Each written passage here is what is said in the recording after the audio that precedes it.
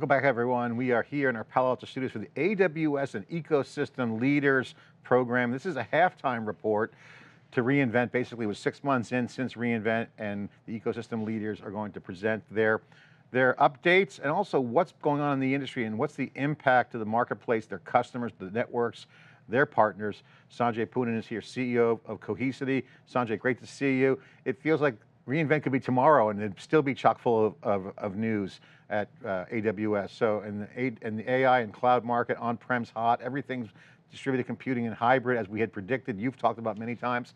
Welcome to this halftime report. Thank you, John. It's a pleasure to be with you. I've known you for many, many years. I don't know if it's a little known fact to maybe your audience. I was actually a keynote speaker at the very first reInvent in 2012 or 2013. I can't remember which year it was.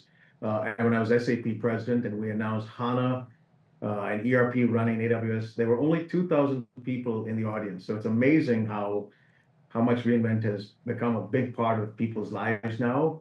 And I'm glad you're doing this halftime to reInvent too. Very creative. Yeah, well, you're making history again, Sanjay. You're a pioneer. Love working with you. You've got great vision, great execution skills, great product knowledge.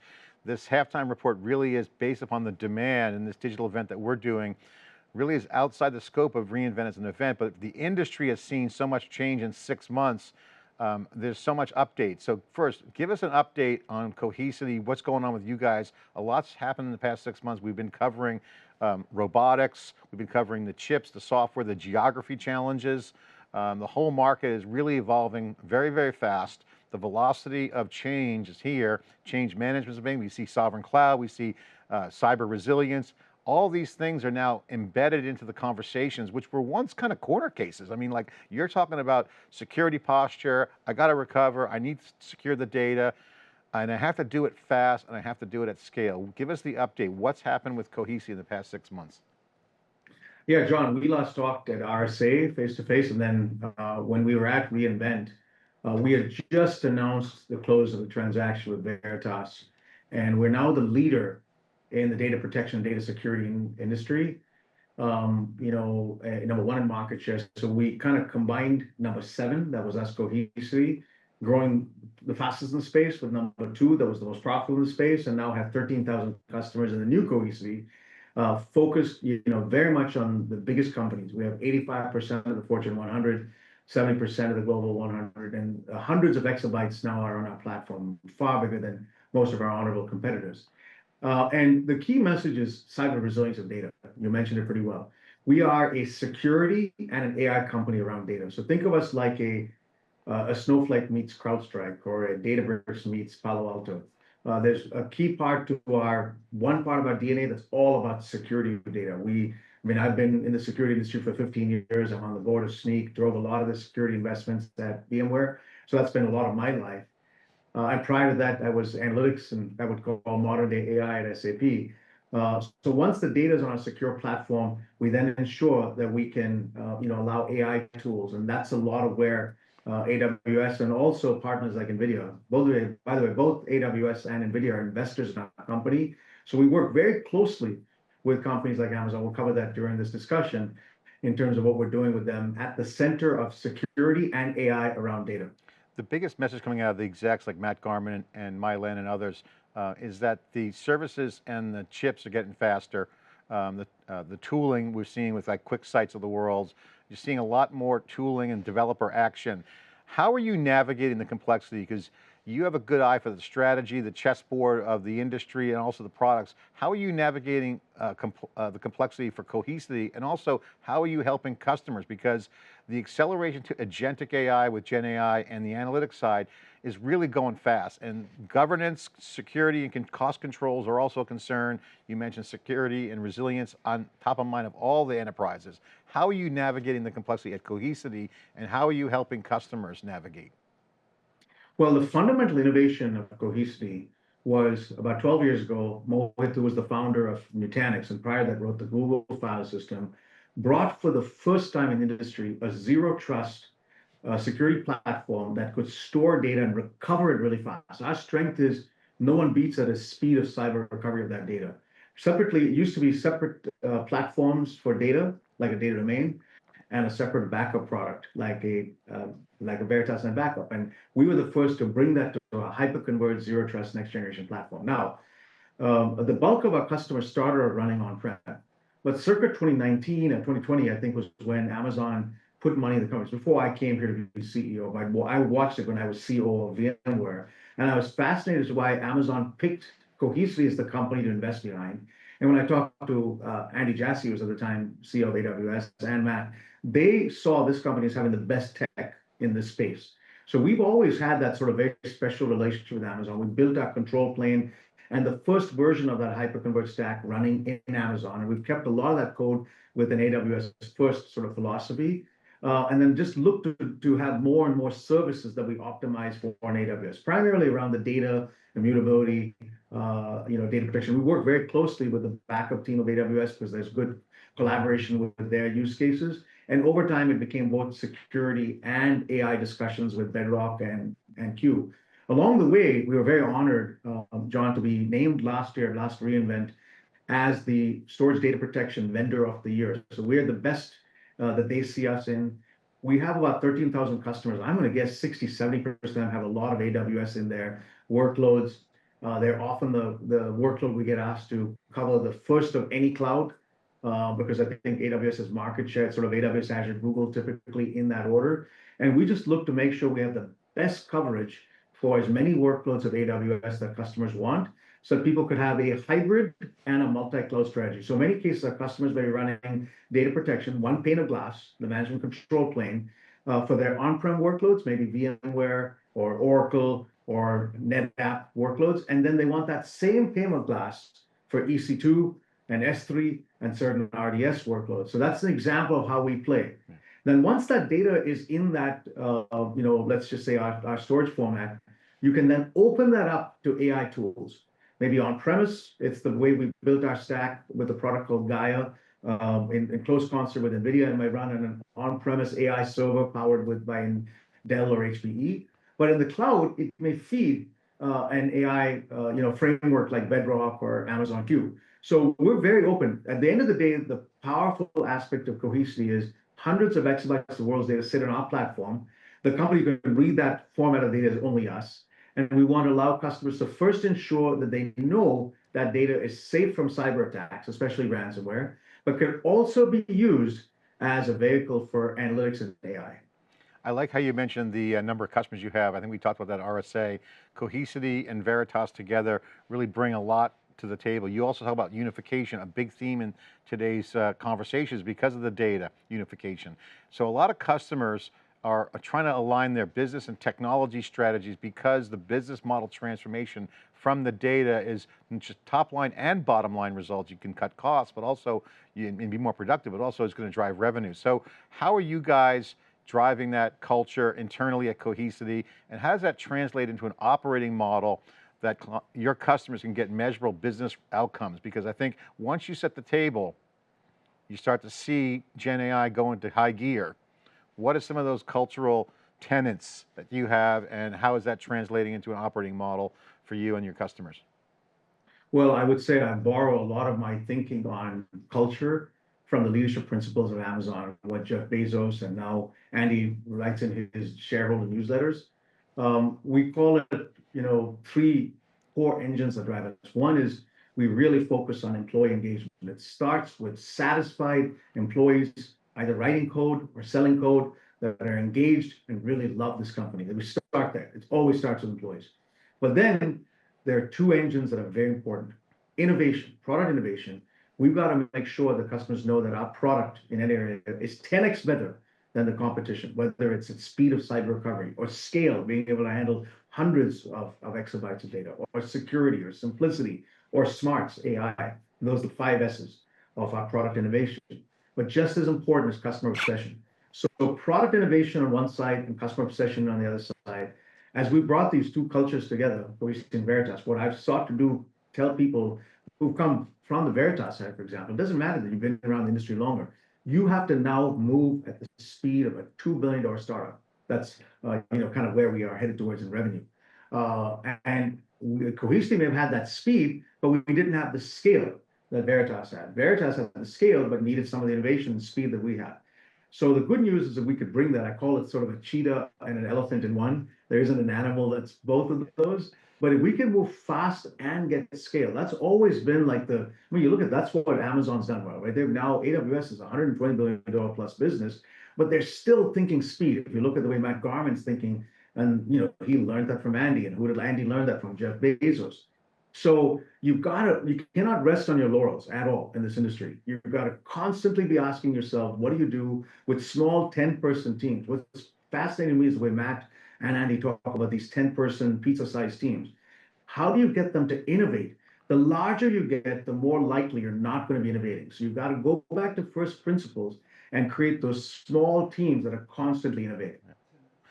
One of the things I took away from my filming the executives at AWS was that, we heard from the product updates, we heard from the culture, but reading between the lines, you kind of hit on it. They're transforming at scale. They're using AI to build their own muscle internally. They're optimizing their product and operations to do that. And you're starting to see them eating their own dog food, drinking their own champagne. They're using it. So I have to ask you, how are you guys optimizing the products for customers at Cohesity? How are you leveraging AI to drive the product growth, product features, product operations, so you can get the products out faster and also into the customers? And what are they doing with the products? What's the product update? Can you share any insight into what you're doing to go faster and scale with the products? Well, we love the Amazon platform, AWS. We built our product to be first on AWS. We have to be multi-cloud, so we certainly support and run on other platforms too. But we built an AWS sort of first mindset in the way in which we built many of our services. Our control plane runs there, and then we're constantly looking at ways by which we can optimize our cost by using as many AWS services, as we can to reduce costs but accelerate performance. And clearly the compute, storage, networking, security, data warehousing kind of places are all pieces of what you would expect in our piece. But a few things that have been standing out. And I'll give you one example in security. We built the world's first cyber vault in AWS called Fort Knox. It's basically an air-gapped archive that's highly secure and can be disconnected from your network so that your first copy sits, for example, on-prem, maybe on a Cohesity appliance. The second copy might sit in an archive that may be ours or another storage. The third and final copy sits in an air-gapped separate location in Amazon. We were the first to do that. And of course, now we have Fort Knox running in other clouds, so we're truly multi-cloud. But that cyber vault now is the place where people are going to go to recover data, but it could also be a tremendous house of all of your historic information for analytics and AI purposes. Now, what we've done is many of our partners, you take another partner commonly between us and Amazon, a company called 1111. They're one of these very creative MSPs that has got a very good deal with Amazon on pricing and storage and S3. They're able to take that cyber vault and put it in their service provider cloud that can offer data center capacity. And now we have a service with 1111, all built on us and Amazon, for clean room recovery. So when something happens at a hospital or a bank, people want to rebuild what's called the minimum viable bank or minimum viable hospital. And these service providers are now all coming to us to build on their stack. Very often they have derivative relationships also with Amazon. And it's a beautiful three-way business. Same thing with security partners. We have a joint partnership where we get feeds from, for example, CrowdStrike or Zscaler or Mandiant. And many of these are joint partners of Amazon. And then finally, NVIDIA is kind of the one that's really one I'm excited about, because a lot of the AI pieces of it have to use both people's chips. It gives us the ability to run that platform. I mean, there are going to be AI use cases where people use the native GPU capabilities of Amazon, but NVIDIA also joined as an investor. So everything we're looking at are ways by which we can optimize for security and AI services for this hybrid use case, sitting on-prem or inside Amazon or one of the public clouds. And it's very exciting. The more that Matt and his team build out services we can build on, and then we continue to also work with the data protection team inside Amazon, the data backup team, because there are use cases where we need to partner with them. So I'm actually sitting back whenever I talk to Matt or Dave Brown or even Andy. I just talk about the number of places where we see immense potential for our partnership with them. This past half year and looking forward to reInvent, A lot's going on with AWS. Just look at, I mean, it seems like every day they're announcing a $20 billion data center, a new update to one of the models. Bedrock has got great developer traction, SageMaker for under the hood, S3 tables, going to be some big news around that coming soon. All this is impacting the old classic storage market, which now are called data platforms. Now you got cyber resilience. So you have a lot of AWS customers out there. How are you empowering those AWS customers? Are there programs, are there integrations, are there go-to-market plays that position Cohesity in the front and center in the fast-growing verticals? Look at healthcare, look at finance, look at retail automation, and even cybersecurity where you play. I mean, every vertical is a customer. What are you doing with customers? Can you share some programs and integrations and go-to-market plays? Yeah, very important. So the way we talk to our customers, we go by workloads. We ask them, what are your on-premise workloads? And we typically see workloads in one of four types. Compute-centric workloads, virtual machines and containers, databases, and databases, there are going to be many sub-areas, on-premise, Oracle, SQL, but now we have MongoDB, right? They're running both on-prem and in the cloud. Storage-centric workloads, NAS workloads, NetApp Isilon, but then their cousins in the cloud, like S3. And then SaaS applications like M365 or Google Workspace or Salesforce or what have you. And when you look at those workloads, there are appropriate cousins of them in the cloud. What's the cousin of VMware in AWS EC2? What's the cousin of database RDS and Aurora and maybe even a Snowflake running in there? What's the NAS equivalent, S3 and so on and so forth? What we do is we build native connectors to as many of these workloads for a multi-cloud world, on-prem, public cloud, and not just AWS, the other public clouds too. And you have now one pane of glass where you can see all of your workloads to ensure you've got every workload covered. We call that the first step to cyber resilience. The second step we have is this entire topic of having a cyber vault. Then we build more and more threat hunting capabilities and clean room capabilities. We're sort of a step 3, step 4, step. So we have an entire 5-step cyber resilience framework that we share with customers that allows them to ensure that they're climbing up this ladder of a nirvana state, ultimately of cyber resilience, and that's done very often with Amazon. Now, what a customer then decides somewhere along that way, John, is to transact that capability through the AWS Marketplace.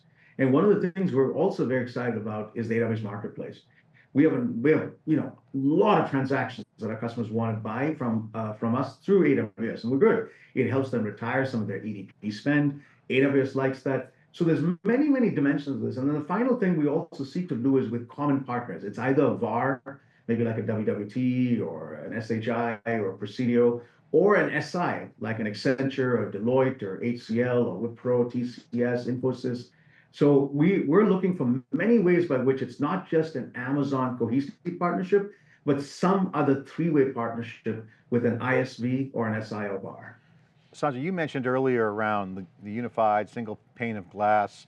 We see that trend obviously in the data world. We commented on that.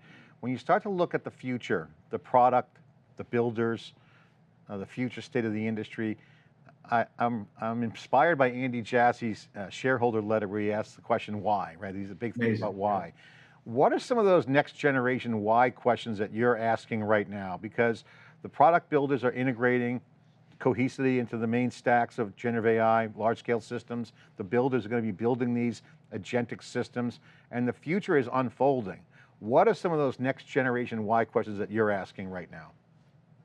It's a great question, John. In fact, I would just encourage every one of your viewers and listeners to this to read every Amazon shareholder letter every year.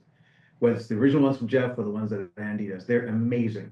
And yeah, I think the latest one, I think every CEO and entrepreneur should be asking the why question, starting with problems they're facing. Like, maybe you're not innovating fast enough, or you want to solve a particular customer. And there's usually maybe at least 5 whys, maybe there's more whys that get to the root cause. And that principle that Andy talked about isn't just new to Amazon. I mean, the Japanese have been talking about this in fishbone diagrams forever. This was the fundamental things that you did in quality. You asked 5 whys, and then you got to the root cause very quickly, without assuming you have that answer after the first why. But in some cases, it's not just in problem solving or detecting a quality issue or wanting to go faster. It might be to innovate a new area. Okay, so maybe you're thinking, well, this is the status of how people solve that problem today, but why can't it be done a different way? And you keep asking the whys that get you to a new innovation. If you just asked the question about why it's on a BlackBerry phone, you'd have ended up with a better BlackBerry phone and a better keyboard. Steve Jobs asked a different set of questions that end up with the iPhone. Okay, maybe people don't want to be typing anymore with this keyboard, but they care a lot more about a multimedia experiences that has photos and images and video and scrolling and zooming and pinching, and that led to the iPhone. So I think great leaders and entrepreneurs are asking why questions, either to fix things that have gone wrong or to innovate new things that nobody else sees. And I find that to be incredibly fascinating. So I loved Andy Jassy's letter. I'm glad you brought it up.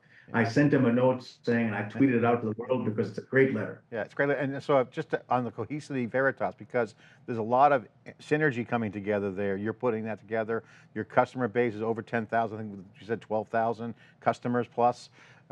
There's now the why, because there's also why Cohesity and Veritas, but also as cyber resilience becomes part of the resilience bar in the enterprise, you have a lot more different whys going on with the role of recovery, backup. It's not just a small category, it's now integrated into the mainstream architecture. What is the why Cohesity and Veritas for the customer? Yeah, quite frankly, John, as we brought these companies together, we had about 12 months to prepare. I went around asking our customers. I try to do about between 500 and 1,000 meetings with a customer every year. And if you actually divide the math of it, I've gotten better at doing 30-minute meetings with customers. I asked those questions of customers, like, why do you pick us? And we heard five S's: speed, scale, security, simplicity, and smarts. Smarts being a word for AI. I put them into five S's. And those were the five S's we were hearing as the reasons why customers were picking us. And it was very important because at the core of those why questions in this particular case, as it relates to customers, the joint customer base, comes differentiation. And then what we want to be able to, kind of build on that with our engineers is, so listen, we can't rest on our laurels. If those are the five, we've got to constantly be pushing the frontier of speed and scale for every new workload. Why are they only using Oracle and SQL when they may be also thinking about a new database like MongoDB? Let's go and do that. So we announced this week the first company in the space to natively support MongoDB. We work closely with David Charia's team. As you know, they're a joint partner of AWS. We are now the best scalable, fast solution for MongoDB. So I think this notion of asking why allows you to find new areas of innovation. If you're talking to customers, you're going to get really, really good insights. And I would always tell our engineers, don't settle for the current status quo as the right way to do things. Because when you ask those five whys, you're going to get perhaps a different answer than the current status quo for how we do things. Yeah, Sanjay, great to have you on. You're a leader in the ecosystem, always have been. We got 6 more months to reinvent. What is your goals? A lot of business model transformations going on. You're a student of business history and future strategy. There's a lot going on. What's this 20-mile stare look like for you going into the second half of the year?